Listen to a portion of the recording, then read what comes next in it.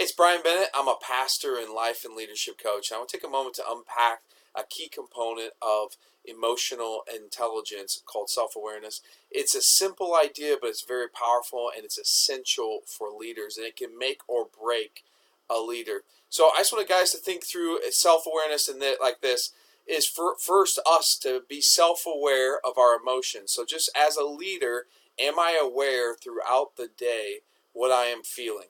Am I aware of what's going on inside of me even while I'm interacting outwardly? I'm leading a meeting, I'm giving a presentation, I'm in a conversation.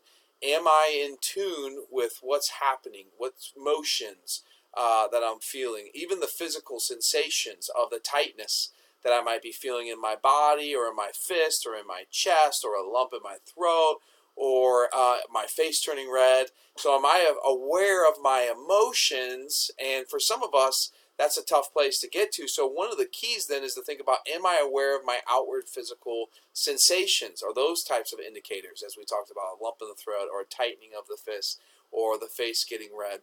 Because once we can become aware of what I'm feeling, it can help us and protect us from those emotions driving our responses in that moment. So sometimes we can have a fight with a spouse or our children the night before, or just get a poor night's sleep, or be under a lot of pressure, feel a lot of stress.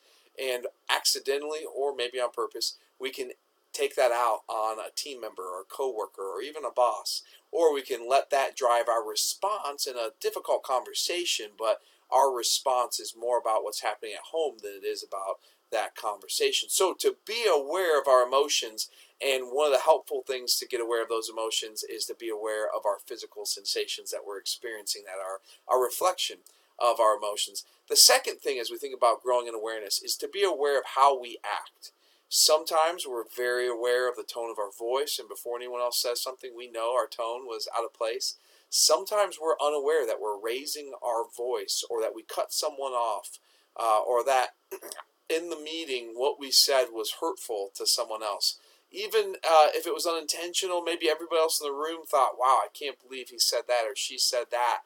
That was insensitive or something like that. It's easy for us to be unaware of how we're outwardly acting. And the challenge of that, because these first two come to this, is how we feel and how we're acting, is the third is how are others experiencing us? And this is a powerful question.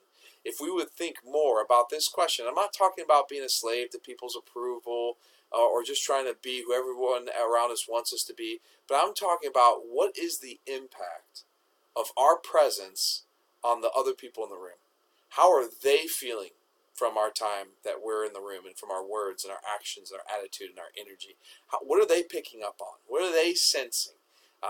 The way that we talk to them, the tone of our voice, the pacing in our voice, the way we made eye contact, or the way we looked down, or the way we were typing on our computer the whole time, or we seemed aloof. Are we aware of how others are perceiving us? So, three things to grow in self-awareness, and there's a whole lot more when it comes to emotional intelligence, but these three are powerful, and they're very helpful for us as we think about leading into our peak performance. The first is being aware of ourselves, our emotions.